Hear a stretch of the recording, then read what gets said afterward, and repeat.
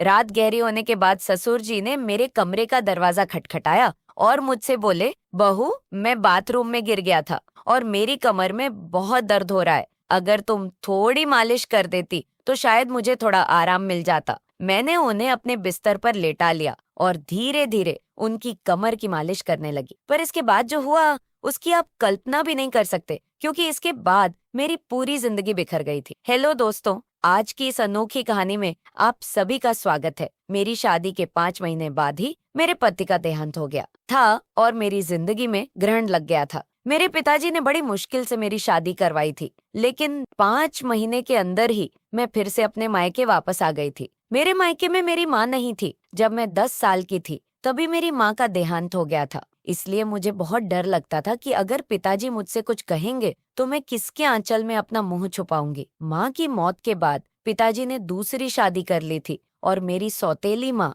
मुझसे बहुत नफरत करती थी, इसलिए मुझे और भी ज्यादा डर लग रहा था। मेरी सौतेली माँ अक्सर मुझे ताने देती थी कि पहले अपनी माँ को खा गई और फिर अपने पति को भी खा गई। अब यहाँ क्या लेने आई है? क्या हमें भी बर्बाद करके छोड़ेगी? यह सब ताने मुझसे बर्दाश्त नहीं होते थे, पर मैं और कर भी क्या सकती थी। मेरी जिंदगी ऐसे ही गुजर रही थी। फिर अचानक एक दिन मेरे ससुर जी हमारे घर आए और उन्होंने मेरे पिताजी से कहा कि वह मुझे फिर से अपने घर ले जाना चाहते हैं। मेरी सौतेली माँ ने तुरंत ही हाँ कर दिया, लेकिन मेरे पिताजी ने कहा, अब आपका बेटा इस दुनिया में नहीं है तो आप मेरी बेटी को क्यों ले जाना चाहते हैं? इस पर मेरी सौतेली माँ ने मेरे पिताजी से बहस करना शुरू कर दी और कहा, इसमें इतना सोचने की क्या बात है? वह अगर कह रहे हैं कि वह प्रिया को ले जाना चाहते हैं तो उन्हें ले जाने दीजिए ना। आपको इतनी तकलीफ क्यों हो रही है? और वैसे भी प्रिया उनके घर की बहू है। उनके बेटे की मौत हो गई है तो क्या हुआ,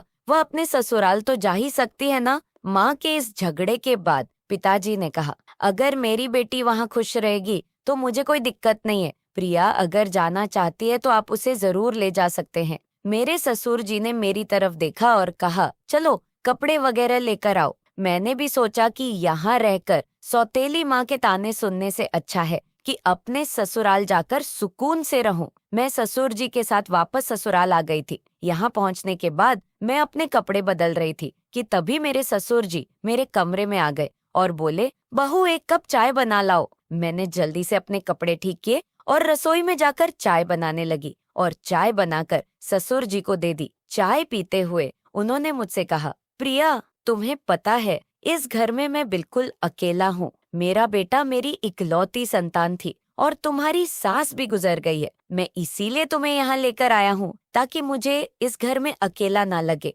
मैंने कहा, पिताजी, आप बिल्कुल चिंता मत करें, मैं भी तो आपकी बेटी की तरह हूँ। मैं हमेशा आपके साथ रहूंगी। फिर ससुर बोले, मुझे पता है कि तुम मेरे साथ रहोगी क्योंकि तुम्हारी सौतेली माँ तुम्हें मायके में कभी शांति से नहीं रहने देगी। इसी तरह दिन गुजर रहे थे और हम दोनों एक दूसरे का सहारा बने हुए थे। 6 महीने बाद एक रात मैं अपने कमरे में सो रही थी कि तभी देर रात किसी ने मेरा दरवाजा खटखटाया। मुझे समझ आ गया था कि यह मेरे ससुर जी ही होंगे, क्योंकि इस घर में हम दोनों के अलावा कोई और नहीं था और आधी रात को कौन दरवाजा खटखटाएगा। मैंने सोचा कि शायद पिताजी को कुछ जरूरत होगी, तभी देर रात यहाँ आए हैं। दरवाजा खुलते ही मेरे ससुर जी ने मुझे पकड़ लिया और बोले, बहू, मैं बाथरूम में गिर गया था, मुझे बहुत दर्द हो रहा है, अगर तुम थोड़ी मालिश कर दो तो मुझे आराम मिल जाएगा। फिर मैंने उन्हें अपने बिस्तर पर ही लेटा लिया। मैंने उनकी मालिश करना शुरू कर दिया। कुछ देर तक मालिश करने के बाद मैंने नोटिस किया कि ससुर जी मुझे अजीब तरह से घूर रहे थे। ये देख के मैं थोड़ा सहम गई थी। तभी मैं बोली, ससुर जी, क्या हुआ? आपको किस जगह पर ज्यादा चोट लगी है? अगर आप कहो तो मैं डॉक्टर को बुला दूं। इस पर ससुर जी ने कहा कि नहीं बेटा, तुम बस मालिश कर दो, इससे ही आराम मिल रहा है। उनकी अजीब सी बातें सुनकर मुझे अब और भी अजीब लगने लग गया था। फिर मैं बोली, ससुर जी, आप यहीं मेरे कमरे में ही लेट जाइए। कमर में दर्द लेकर आप अपने कमरे तक कैसे जाएंगे? मैं आपके कमरे में जाकर सो जाती हूँ। मेरी बात सुनकर मेरे ससुर बोले, बेटा, तुम मुझे इस हालत में अकेला छोड़कर चली जाओगी। अगर रात को मुझे बाथरूम जाना पड़ा या अगर मुझे किसी और चीज की जरूरत पड़ी तो मैं क्या करूँगा? इससे बेहतर है कि तुम यहीं सो जाओ। कुछ समय बाद मेरे ससुर उठकर मेरे पास आए और बोले, बहू, मैं तुमसे कुछ कहना चाहता हूँ, अगर तुम मेरी बात मान जाओ तो ही मैं कहूँगा। उनकी इस बात से मेरा दिल और भी ज्यादा बेचैन हो गया था।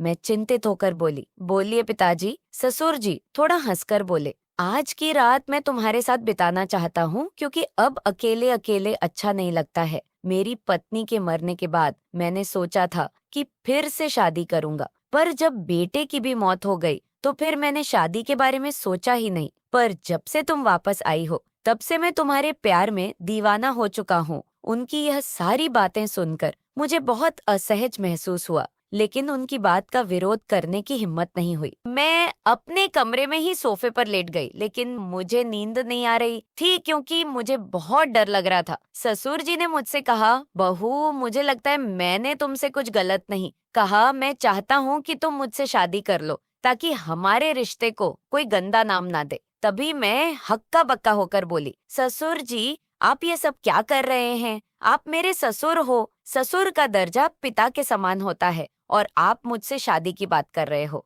आप बोलने से पहले एक बार सोच तो लो कि आप क्या क्या बोले जा रहे हैं। हो तभी मेरे ससुर बोले, देखो बहू, मैं मानता हूँ कि मैं कभी तुम्हारा ससुर था, लेकिन तुम्हारे पति को मरे हुए अब 1 साल हो चुका है। जब मेरा बेटा ही नहीं रहा तो हमारे बीच में ससुर और बहू का रिश्ता कहाँ बचा है? मैं भी अकेला हूँ और तुम भी अकेली हो। हम पति पत्नी बनकर जिंदगी भर एक दूसरे का साथ दे सकते हैं। उनकी यह बातें सुनकर मेरा मन विचलित हो गया था। मैं आगे और कुछ भी नहीं बोल पाई। एक और सौतेली माँ के अत्याचार और दूसरी तरफ ससुर जी का यह अजीब व्यवहार, मैं तो इन दोनों के बीच ही फंस गई थी। जैसे तैसे रात बीती और अगली सुबह मैं अपने ससुर जी की बातों पर सोच विचार करने लग गई। ससुर जी का प्रस्ताव मुझे असंभव लग रहा था, लेकिन वास्तविकता मुझे कुछ निर्णय लेने पर मजबूर कर रही थी। फिर मुझे ख्याल आया कि मैं अपने पिताजी से जाकर बात करती हूँ, लेकिन यह सब बातें अपने खुद के पापा से करने की हिम्मत मुझ में नहीं हुई, क्योंकि मुझे पता था कि पिताजी से बात करने के बाद